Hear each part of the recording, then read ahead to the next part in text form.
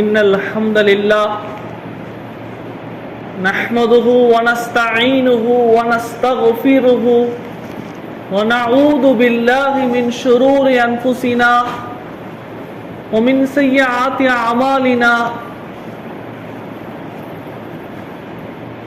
من يهده الله فلا مضل له ومن يضلل فلا هادي له ونشهد أن لا إله إلا الله ونشهد أن محمدا عبده ورسوله صلى الله عليه وسلم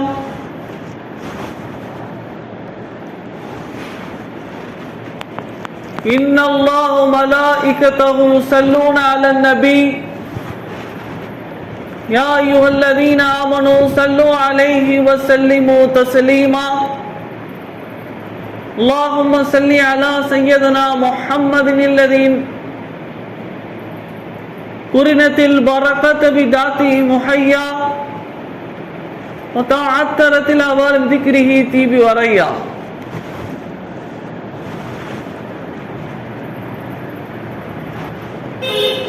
قال الله تعالى في القرآن الكريم وفي الفرقان المجيد بعد بسم الله الرحمن الرحيم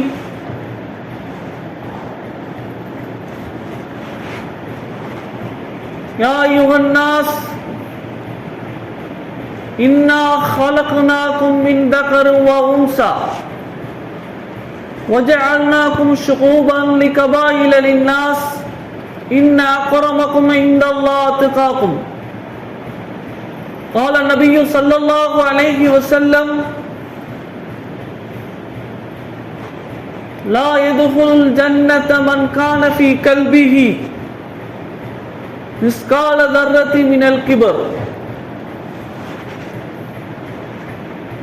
صدق الله العليم وصدق رسوله النبي الكريم ونحن على ذلك من الشاهدين والشاكرين والحمد لله رب العالمين. புகழும் புகழ்ச்சியும் நம்மை படைத்து நமக்கு உணவளித்தானே அப்படிப்பட்ட அல்லாஹ்வுக்கு எல்லா புகழும். இன்னும் அவனுடைய தூதர் பூமான் நபிகள் கோமான் ஸல்லல்லாஹு அலைஹி வஸல்லம் அவர்கள் மீதும் அவர்களுடைய வழியை பின்பற்றிய உத்தம சத்திய சஹாபாக்கள் தாபியீன்கள் தபா தாபியீன்கள் நாதாக்கள் நல்லவர்கள் இங்கு அமர்ந்திருக்கும் அனைவரும் மீதும் சாந்தியும் சலாமும் என்றென்று வற்றாத நிலவட்டுமாக. ஆமீன்.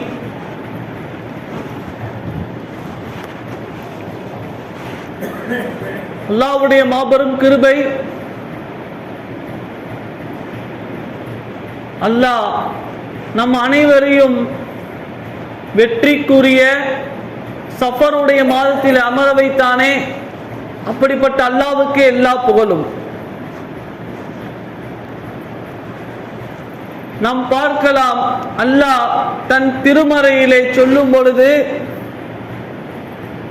ஈமான் கொண்ட மக்களே, நிச்சயமாக உங்களை ஒரு ஆண் ஒரு பெண்ணில் இருந்து படைத்தோம். நீங்கள் ஒருவரை ஒருவர் அறிந்து கொள்வதற்கு பின்னர் கோத்திரங்களாக ஆக்கினோம். உங்களில் கண்ணியமானவர்கள், உங்களில் அல்லாஹ்விடத்தில் சிறப்புக்குரியவர் யார் இறையச்சத்தோடு இருப்பார்களோ அவர்கள்தான் அல்லாஹ்விடத்தில் சிறந்தவர்கள் என்று அல்லாஹ் தன்னுடைய திருமறையிலே சொல்லுகிறான்.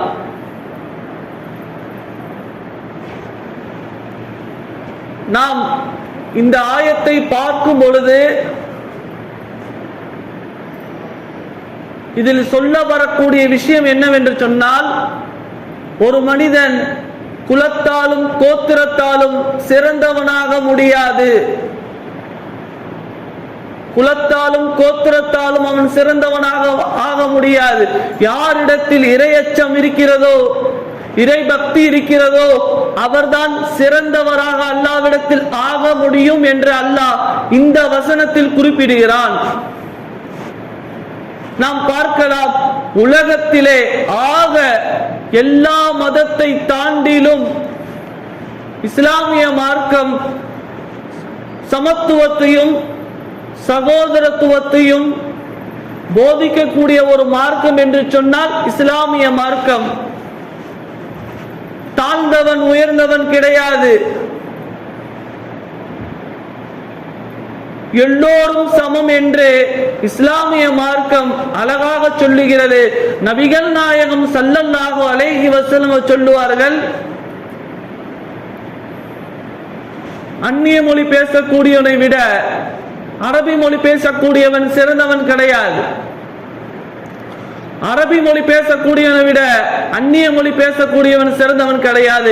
கருப்பனை விட வெள்ளையாக இருப்பவன் சிறந்தவன் கிடையாது. வெள்ளையாக இருப்பவனை விட கருப்பாக இருப்பவன் சிறந்தவன் கிடையாது.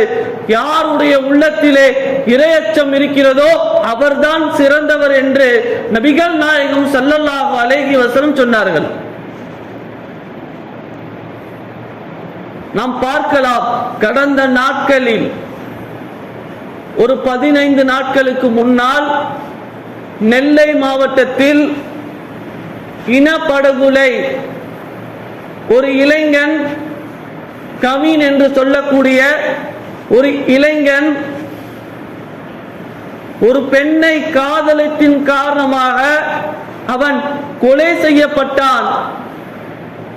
காரணம், அந்த இளைஞன் பட்டியலினத்தை சார்ந்தவன், தாழ்த்தப்பட்டவன் என்ற காரணத்தினால் அந்த பெண்ணுடைய சகோதரன் அந்த இளைஞனை கண்ணில் மிளகாப்பொடியை தூவி அவனை கொலை செய்து விட்டான்.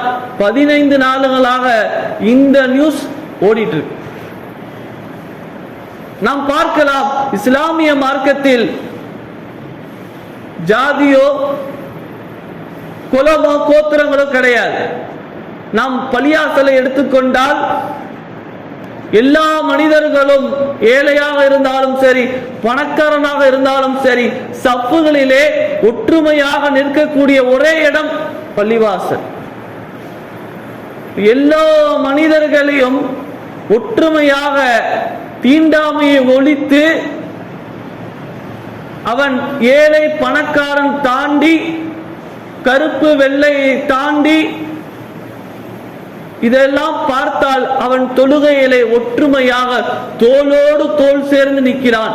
இதுதான் இஸ்லாமிய மார்க்கம் நமக்கு சொல்லி தரக்கூடிய பாடம். இப்படி ஒரு வரலாறு ஒன்று வரும். கருப்பு இனத்தை சார்ந்த ஒரு குத்துச்சண்டை வீரர், கேசிஎஸ் கிளை என்று சொல்லக்கூடிய கருப்பு இனத்தை சார்ந்த ஒரு குத்துச்சண்டை வீரர், உலகமே அவருடைய ரெக்கார்டு புத்தகத்தில் பதிவு பண்ணியிருக்கு. அவ்வளோ மெடல்கள், அவ்வளோ அவார்டுகளை வாங்கி இருக்கிறார். அவருடைய வரலாறில் எழுதுவார்கள், அவர் ஒரு ஹோட்டலுக்கு சாப்பிட போறாரு. ஒரு ஹோட்டலுக்கு சாப்பிட போறாரு. சாப்பிட போற நேரத்தில் இந்த ஹோட்டலில் உள்ள வெயிட்டர், உணவு பணியாளர் அவரை தள்ளி விட்டுறாரு. அவர் உட்கார்ந்துட்டாரு. உட்கார்ந்த பின்னாடி அவரை தள்ளி விட்டுட்டார். நீலாம் இங்க வரக்கூடாது, நீலாம் இங்க வரக்கூடாது. காரணம், இது வெள்ளையர்கள் சாப்பிடக்கூடிய ஒரு உணவகம், ஹோட்டல். கருப்பர்களுக்கு நாட் அலோட், அனுமதி இல்லை. மனுஷன் நொந்து போய் வெளியில வராரு. அசருடைய பாங்கு சொல்றாங்க. பார்க்கிறாரு, இஸ்லாமியர்கள் எல்லாம், கருப்பர்களும் வெள்ளையர்களும் பணக்காரர்களும் ஏழைகளும் தோல் மேல் கை போட்டுக்கிட்டு பள்ளியாசலுக்குள்ள போறாங்க. பார்த்துட்டு ஆச்சரியமா பார்க்கிறாரு. சரி, கொஞ்சம் உள்ள போய் பார்ப்போமே. பார்த்தா தொழுகையில சஃப்ல எல்லாம் ஒற்றுமையா நிக்கிறாங்க. இதெல்லாம் பார்த்து ஆச்சரியப்பட்டு 1965 அவருடைய பெயரை கேசிஎஸ் முகமது அலி கிளை என்று மாற்றிவிட்டு அவர் இஸ்லாமிய மதத்துக்கு, இஸ்லாமிய மார்க்கத்துக்கு அவர் வந்து விடுகிறார் என்று வரலாறிலே எழுதுவார்கள். நாம் பார்க்க வேண்டிய விஷயம் என்பது, நபிகள் நாயகம் ஸல்லல்லாஹு அலைஹி வஸல்லம் சொன்னார்கள், கருப்பரை விட வெள்ளையவன் சிறந்தவன் கிடையாது, வெள்ளையனை விட கருப்பன் சிறந்தவன் கிடையாது. யாருடைய உள்ளத்திலே இறையச்சம் இருக்கிறதோ அவர்தான் சிறந்தவர் என்று சொன்னார்கள். இப்படி ஒரு வரலாறு வரும். மால்கம் எக்ஸ் என்று சொல்லக்கூடிய கருப்பு இனத்து தலைவர் அவர்கள் ஒரு முறை சிறையிலே அடைக்கப்பட்டார்கள். அடைக்கப்பட்ட நேரத்தில் அவர்கள் திருக்குர்ஆனை எடுத்து ஆய்வு செய்கிறார்கள், ஆராய்ச்சி செய்கிறார்கள். இந்த வசனங்கள் எல்லாம் படிக்கிறார். படிச்ச பின்னாடி இந்த வசனங்களோடு ஈர்க்கப்பட்டு இஸ்லாத்தை ஏற்றுக்கொள்கிறார். பிறகு தன்னுடைய பெயரை ஷபாஸ் மாலிக் என்று மாற்றிக்கொள்கிறார். தான் மட்டும் மாறவில்லை, தன்னுடைய கருப்பு இனத்து கூட்டத்தார்கள் மத்தியில் அவர் பேசுகிறார். இன இழிவு நீங்க வேண்டுமா? இஸ்லாம் தான் ஒரே மார்க்கம், நீங்கள் அதில் சேர்ந்து கொள்ளுங்கள், இஸ்லாத்தை ஏற்றுக்கொள்ளுங்கள் என்று தன்னுடைய கூட்டத்துக்கு மத்தியில் அவர்கள் பயான் செய்கிறார்கள். பல கருப்பர்கள் இஸ்லாத்தை தழுவினார் என்று வரலாறில் எழுதுவார்கள். நாம் பார்க்கலாம், நபிகள் நாயகம் ஸல்லல்லாஹு அலைஹி வஸல்லம் அவர்கள் தன்னுடைய காலத்திலே அரபியர்களுக்கு மத்தியில் உள்ள பலவிதமான தீண்டாமைகளை ஒழித்தார்கள், அகற்றினார்கள். அதுல முதல் விஷயம் நிற தீண்டாமையை ஒழித்தார்கள். எப்படி ஒழித்தார்கள் நாம் பார்க்கலாம். பிலால் ரலியல்லாஹ் அவர்கள் கருப்பு இனத்தை சார்ந்தவர்கள். ஆனால் அவர்களுக்கு கொடுக்கப்பட்ட பொறுப்பு என்பது காபத்துல்லாவில் மேல் நின்று பாங்கு சொல்லக்கூடிய மிகப்பெரிய ஒரு பொறுப்பை கொடுத்தார்கள். நான் அப்படியே கொஞ்சம் பார்த்தா ரசூலுல்லாஹ்வுடைய சச்சா அபூ லஹப், அந்த அபூ லஹப் என்பவன் பெருமானார் ஸல்லல்லாஹு அலைஹி வஸல்லம் அவர்களுக்கு பலவிதமான இடையூறுகளை தந்தான். குர்ஆன் அவனை சபிக்கிறது. ஆனால் யாரோ ஒருவர் பிலால் ரலியல்லாஹ் அவருக்கு ஆக ஒரு உயர்ந்த பொறுப்பு, காபத்துல்லாவிலே பாங்கு சொல்லக்கூடிய பொறுப்பை பெருமானார் ஸல்லல்லாஹு அலைஹி வஸல்லம் தந்தார் என்று சொன்னால் அவர்கள் இந்த இடத்தில் நிறத்தை பார்க்கவில்லை, அவருடைய இறையச்சத்தை பார்த்தார்கள், அவருடைய மன தூய்மையை பார்த்தார்கள். அதை தாண்டி ஒரு ஹதீஸ் இப்படி வரும். அபூ தர்தா ரலியல்லாஹ் ஒரு தடவை பிலால் ரலியல்லாஹ் பார்த்து கருப்பு இனத்து மகனே என்று அவரை அழைத்தார்.